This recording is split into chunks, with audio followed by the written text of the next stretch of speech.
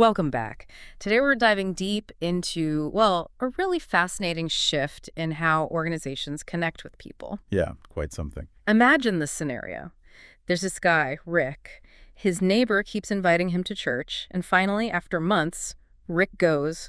He walks in super nervous, sweating a bit, and he asks the first person he sees, Where do I pay?" Wow. He actually thought he had to pay. He genuinely did. He expected it to be like, I don't know, a concert or something. The person just said, "Rick, it's free, relax and enjoy." It's just such a perfect little story, isn't it? It really shows this massive cultural shift that's happening. It really does, because Rick, he's kind of representative of this growing number of people, especially in North America, who just don't have what our sources call Christian memory. Meaning like no background, no preconceived ideas. Exactly. No prior experience with how churches or maybe even certain community groups typically work. They're basically starting from zero, and the whole cultural landscape, it's just radically different now. Right. And that's really what this deep dive is all about. We want to understand how some organizations, and yeah, we're focusing specifically on churches in North America here, but the lessons apply much wider, how some are not just, getting by, but actually thriving, growing. While so many others are struggling. Yeah. Exactly, in this really rapidly shifting environment. So our mission today is to kind of unpack the sources that look into this, to try and uncover this code, you could say, that allows for this, well, phenomenal success even when the trend is decline. And hopefully give you, the listener, a bit of a shortcut to understanding the strategic thinking behind it. It's relevant for any group trying to navigate change, really. Absolutely. So you mentioned this struggle versus success. It's this paradox, isn't it? Our sources point out that, maybe surprisingly, spirituality in North America is actually up. Right. People are interested in spiritual things. But church attendance, it's at an all-time low.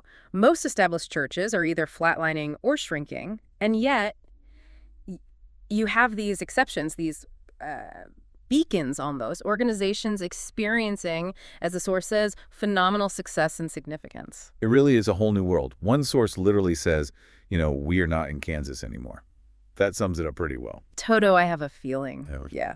And people like Rick, with no Christian memory, they're becoming the norm, not the exception. It's a fundamental shift. Totally. And connecting this, Lynn Sweet, one of the thinkers in our sources, he uses this great analogy. He says, the movement of God is like a tornado, if we could only learn to connect the dots. A tornado. Okay, unpack that a bit. Well, I think he means there are these powerful, maybe unseen patterns at play, like forces shaping success. If we could just understand those dynamics, those connecting points. We can maybe learn how to navigate or even harness that energy, like understanding a market trend or a cultural shift. Exactly. And that's what breaking the missional code really means.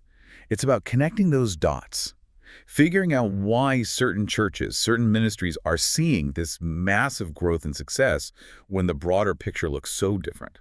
So it's fundamentally about rethinking your mission, your strategy, to actually line up with what's happening culturally and spiritually now. Precisely.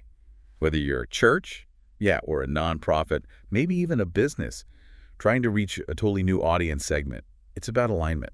Okay, so if breaking the code is connecting these dots, what does that actually look like?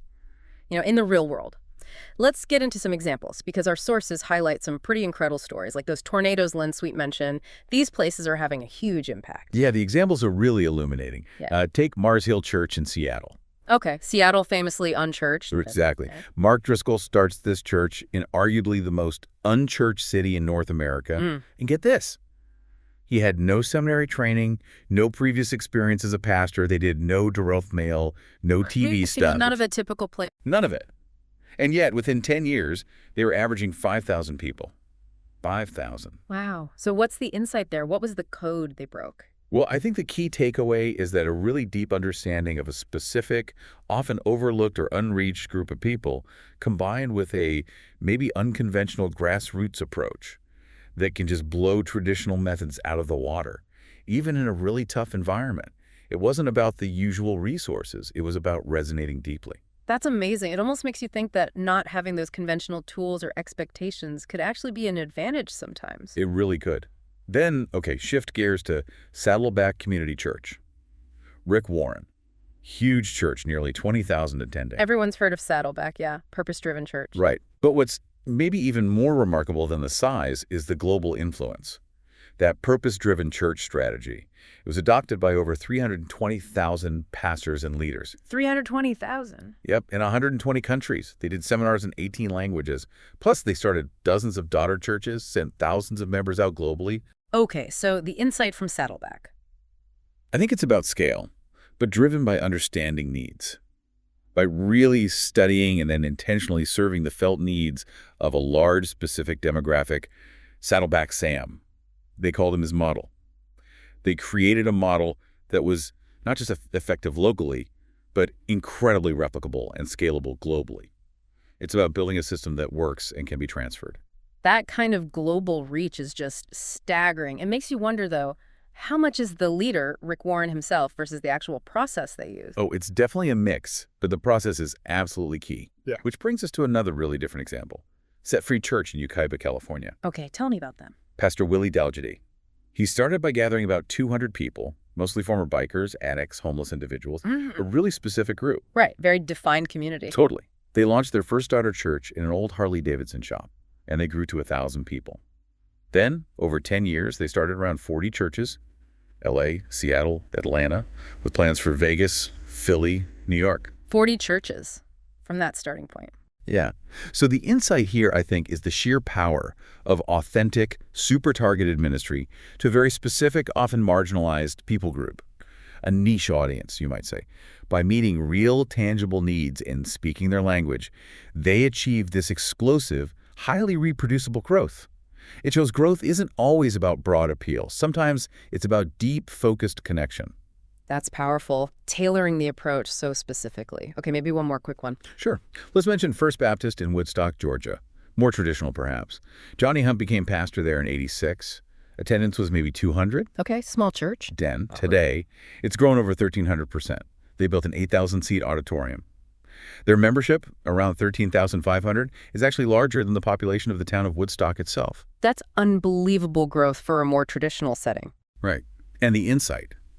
It shows that even within, let's say, more established structures, dynamic leadership and communication that connects authentically across different socioeconomic groups can still lead to extraordinary growth. It's about staying rooted, but evolving the approach. So these examples, Mars Hill, Saddleback, Set Free, First Baptist, they're also different, but they all achieved remarkable success. Exactly. And they represent what the sources call this new breed of leaders.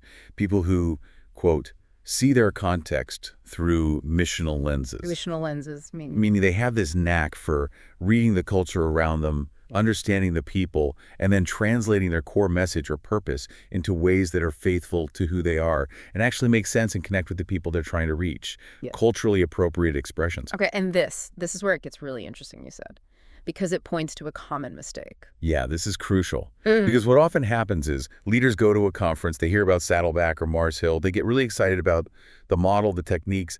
And they think, I'll just do that here. Exactly. They try to just import it directly into their own community. And the source is really blunt about this. It says, sometimes it works, sometimes it doesn't. Most of the time, it does not work as well. That's a really key warning. Okay, but wait. If these models were so successful, why don't they just work everywhere? What's the disconnect?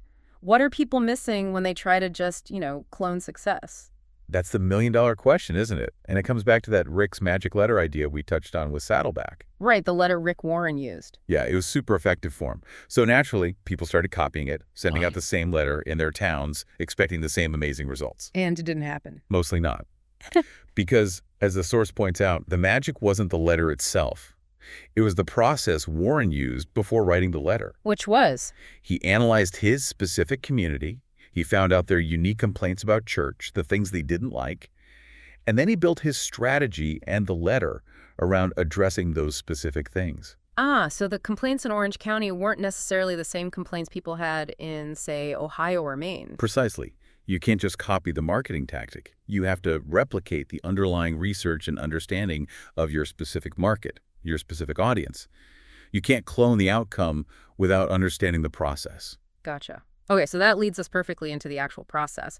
If cloning doesn't work, what does?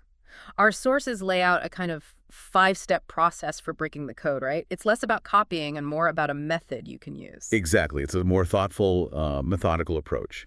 So step 1, It starts with what the source calls a calling from God, but specifically to a certain people, not just a vague call to do ministry or start a business. A specific group or community. Why is that distinction so important? Because it helps us avoid what the source calls the trap of technique, which is, a very North American thing maybe. Hmm. We love finding something that works and just applying it everywhere, hoping for quick results. A quick fix, the silver bullet. Right. But the source argues our first job, really, is to listen for that specific call for us, to develop, as they put it, a heart of the Father for that community. For any organization, this translates to really nailing down your core purpose and identifying the specific audience or problem you are uniquely wired to address. So it forces you to ask, who are we actually called to reach or serve? Not just what technique is working elsewhere. Exactly. It escapes that trap of just applying a generic, successful method without knowing if it fits your purpose or your people. Okay, so it's not just about having a great idea, but knowing who it's specifically for, which leads right into step 2, exegeting the community. That sounds a bit academic. It does sound a bit academic, yeah.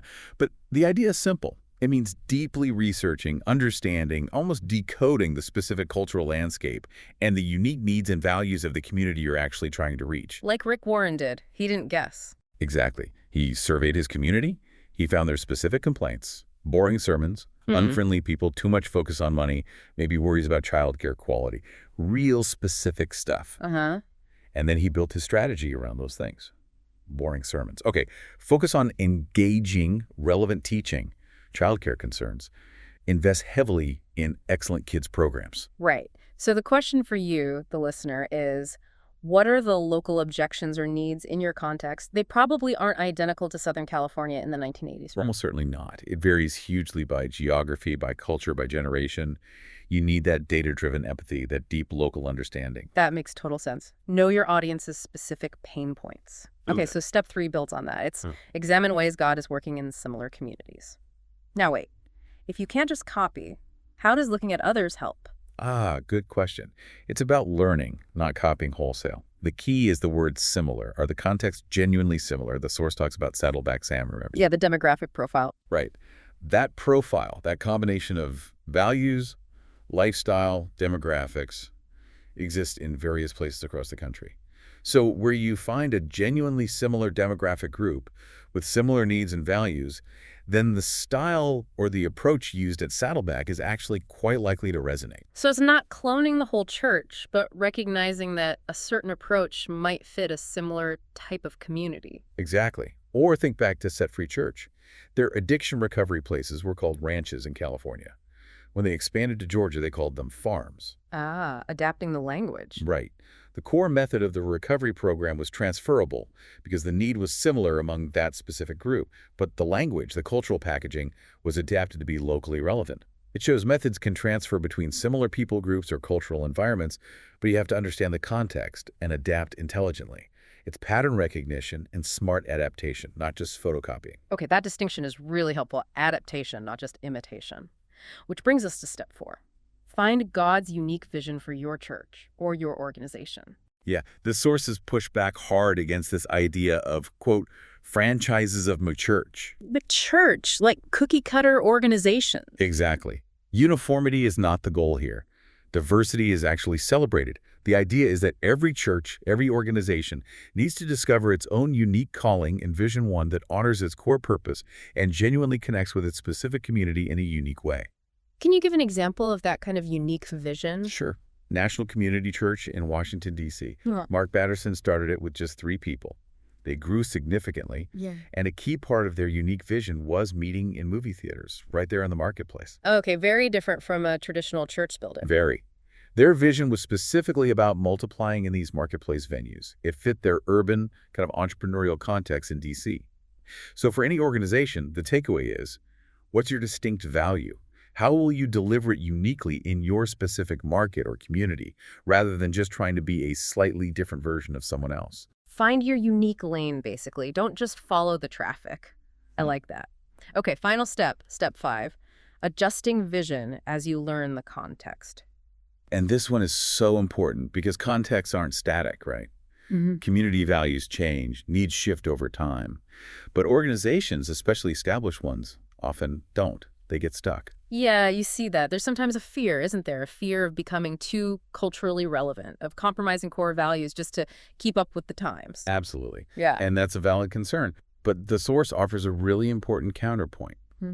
If an organization doesn't regularly examine its culture and its environment, it risks becoming, quote, a culture unto itself, Meaning. meaning it gets disconnected from the very people it's trying to reach. It gets stuck debating issues or using language or methods that made sense maybe decades ago but are completely irrelevant now. Think about churches arguing over King James English or dress codes from the 1950s when the surrounding culture has moved on entirely. Right, they become relics. Exactly. So the crucial question isn't just, are we staying true, but also, are we faithfully communicating our core message or delivering our service effectively in the actual place and time in which we find ourselves today? It's about dynamic relevance without sacrificing integrity. Wow. Okay, so stepping back, what does this all mean for you listening? Basically, breaking the code isn't some magic formula. It's more like, well, strategic, thoughtful work, like being a missionary in your own context almost. That's a great way to put it. It's this combination of being really anchored in your core values, like the integrity of Scripture, in the context of these sources, but also having this passionate drive to reach a specific group you feel called to. And that requires a plan, a thoughtful, prayerful, and crucially adaptive plan. Yeah. What this deep dive really shows is that new ways of thinking, strategic thinking, are essential. Just trying to clone what worked for someone else somewhere else is probably not going to cut it. That's the bottom line. So maybe we can leave you with a challenge, something to chew on, building on the Breaking the Code challenge in our sources. Okay, let's do it. First, think about a specific group of people, an audience. Yeah. Who are you, personally or through your organization, really called to reach or influence? Get specific. Okay, got that group in mind. Second, think about other organizations, maybe movements, maybe even individuals who are already successfully connecting with similar people or maybe in similar kinds of contexts. Who's doing it well? Uh-huh. And then finally, the big one. Imagine what your own efforts, your own organization might look like if you truly broke the code for that specific group you identified. What would need to change? What adjustments might you need to make in your approach, maybe your communication, your methods? How could you connect more genuinely, more effectively, and really thrive in reaching them? It's your own deep dive to continue, really.